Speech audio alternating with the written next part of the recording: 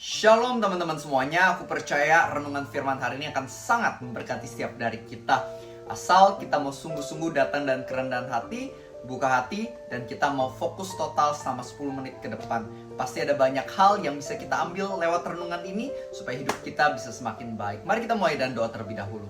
Tuhan Yesus, hari ini kami sudah siap untuk mendengarkan renungan. Biarlah Tuhan yang berikan kami firman, kebenaran, pelajaran, supaya kami bisa sungguh berubah. 10 menit ke depan ini Tuhan Yesus yang sertai, Roh Kudus yang bimbing, dan adakan perubahan yang baik dalam hidup kami. Terima kasih Tuhan, di dalam nama Tuhan Yesus kami berdoa. Amin. Nah teman-teman, aku pengen memberikan kesaksian dari seorang bernama Clint Pulver. Dan Clint ini bercerita bagaimana dulu ketika dia masih kecil, masih umur 10 tahun, dia ini struggle di sekolah.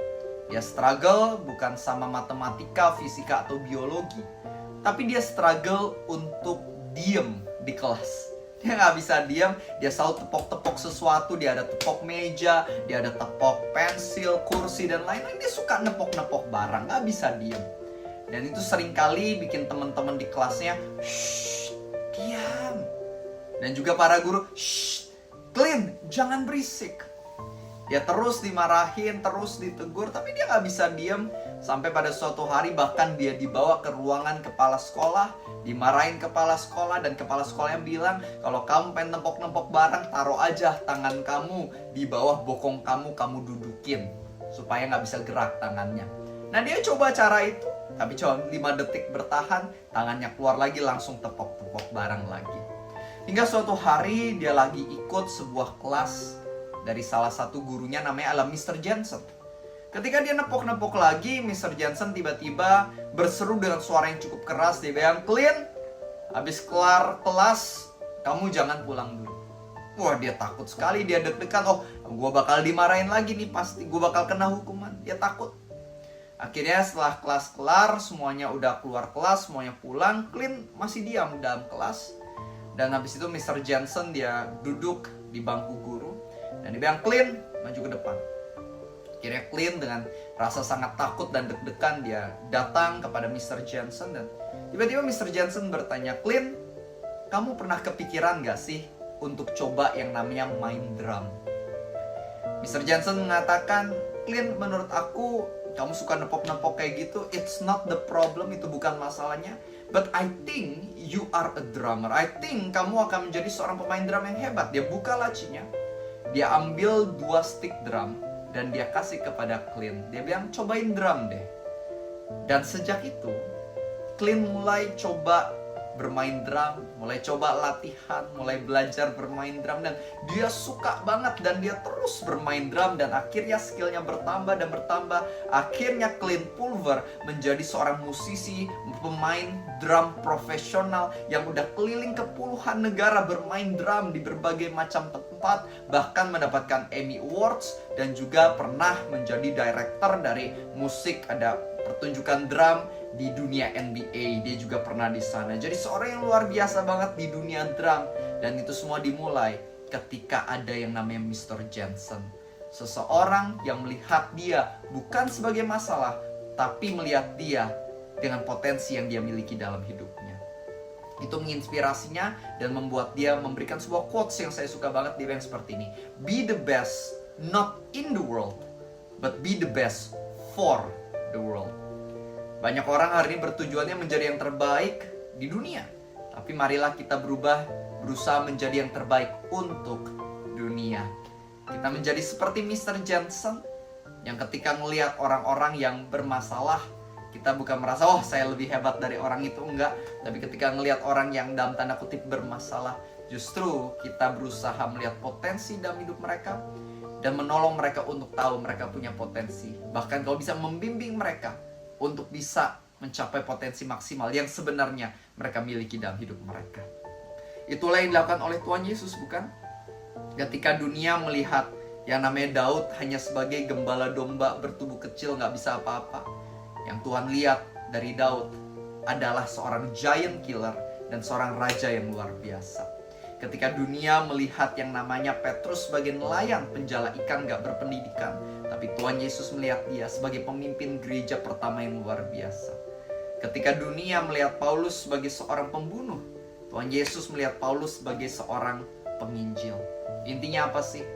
Marilah lihat apa yang dunia nggak lihat. Marilah lihat potensi yang ada dalam kehidupan seseorang yang sudah Tuhan taruh pada orang itu dari mulanya. Jadilah orang yang serupa seperti Tuhan Yesus, yang see the best in every and anyone. Ini tentu bukanlah sesuatu yang mudah, tapi kuncinya adalah pandang Yesus yang telah terlebih dahulu melihat potensi dalam hidup kita. Saya kasih sedikit kesaksian pribadi saya. Saya dulu pas zaman sekolah kelihatannya bukan kandidat yang tepat untuk jadi pengkhotbah dan juga jadi pelayan Tuhan. Saya nggak tahu banyak soal Alkitab, pengetahuan soal Alkitab saya mendekati nol, karena saya bukan anak gereja. Saya juga masih suka pakai kata kasar, kata kotor. Saya juga dikuasai oleh berbagai macam dosa dan seringkali saya nggak merasa salah.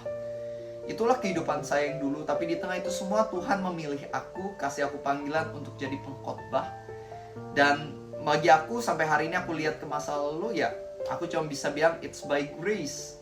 Itu karena kasih karunia, bukan karena aku hebat, tapi justru di tengah kebobrokanku Tuhan ngelihat ada potensi dalam diriku, dan Dia menuntun aku untuk mengembangkannya sehingga aku bisa seperti sekarang ini, share firman Tuhan lewat YouTube ini, dan juga bisa share firman Tuhan di berbagai macam gereja, perusahaan, dan institusi lainnya. Itu semua dimulai ketika Tuhan melihat potensi dalam diriku di tengah kebobrokanku, dan Dia nolong aku untuk berubah. Nah sama, itulah yang Tuhan inginkan buat aku dan kamu lakukan. Ketika kamu punya teman, anggota keluarga, atau orang-orang di sekitarmu, jadilah orang yang bisa bring the best out of other people's life. Marilah kita menjadi orang-orang yang melakukan hal itu. Dimulai dari apa? Doain orang-orang yang kamu tahu. Mungkin ada teman-teman kamu yang hidup dalam dosa, mulai dari sana. Mulai berdoa buat mereka, Tuhan tolong ubah mereka. Sehari-hari berdoa untuk mereka. Yang kedua, mulai tunjukkan kepedulian. Jadilah teman yang baik. Jadilah orang yang mau jenguk mereka kalau mereka sakit. Jadilah orang yang mau ajak mereka untuk makan. Tapi habis itu jangan kamu biarkan dia yang bayarin kamu, kamu yang bayarin dia ya. Dan juga ya kamu spend time ajak dia mungkin buat yang ngobrol, deep talk. Kamu bisa kesaksian tentang kebaikan Tuhan. Dan ketika dia lagi jatuh, terpuruk, melakukan kesalahan, ada kegagalan, jadilah orang yang bukan menjauhi tapi mau membantu dia bangkit kembali. Yang bisa memperkatakan iman, speak faith ke dalam hidup orang itu. Dan juga mau menuntun orang itu buat bangkit lagi. Dan kamu akan lihat bagaimana orang itu berubah karena kuasa Tuhan lewat hidup kamu. Ini adalah sesuatu yang Tuhan pengen untuk kita lakukan dalam keseharian hidup kita. Bukan cuma tugas untuk para pendeta, penginjil, atau orang-orang full-timer gereja. Tapi aku dan kamu, Tuhan juga pengen pakai kita luar biasa. Pertanyaannya bukan bisa atau nggak bisa, tapi mau atau nggak mau. Kalau Tuhan bisa pakai Mr. Johnson, Tuhan juga bisa pakai aku dan kamu. Mungkin banyak masih clean pulver lainnya ya. Orang-orang di sekitar kita yang mungkin masih salah dimengerti. Jadilah orang yang berusaha untuk mengerti mereka, dan berusaha sungguh-sungguh untuk menolong mereka juga, untuk menjadi versi terbaik dari diri mereka, dari hidup mereka. Ingat firman Tuhan Matius 5, kamu adalah garam, kamu adalah terang dunia. Artinya kamu jadi berkat, membantu yang hambar jadi enak, membantu yang gelap jadi bercahaya. Amin. Mari kita tutup dalam doa. Tuhan Yesus, kami bersyukur banget untuk pembelajaran yang sudah Tuhan berikan untuk kami hari ini. Kami berdoa agar ini gak sekedar jadi teori yang kami tahu, bukan sekedar kisah yang kami hafal, bukan cuman kami bilang bagus dan kami terinspirasi, tapi kami berdoa agar kami sungguh juga bisa menjadi orang yang membantu orang lain berubah, membantu orang lain kenal Tuhan, membantu orang lain mencapai potensi maksimal dalam hidup mereka. Bimbing kami ya Tuhan, mungkin kadang kami gak tahu apa yang harus kami lakukan. Maka itu dan kerendahan hati kami minta hikmat dan kebijaksanaan dari surga. Kau yang terus tuntun langkah-langkah kami agar bisa tepat sasaran. Kami gak tahu what is the best, tapi kami selalu percaya Tuhan tahu yang the best, yang terbaik, dan Tuhan akan tuntun kami supaya kami juga bisa melakukannya, menerapkannya dengan sempurna. Terima kasih ya Tuhan, kami serahkan hidup kami hari ini ke dalam tangan kasih-Mu. In the name of Jesus Christ we pray.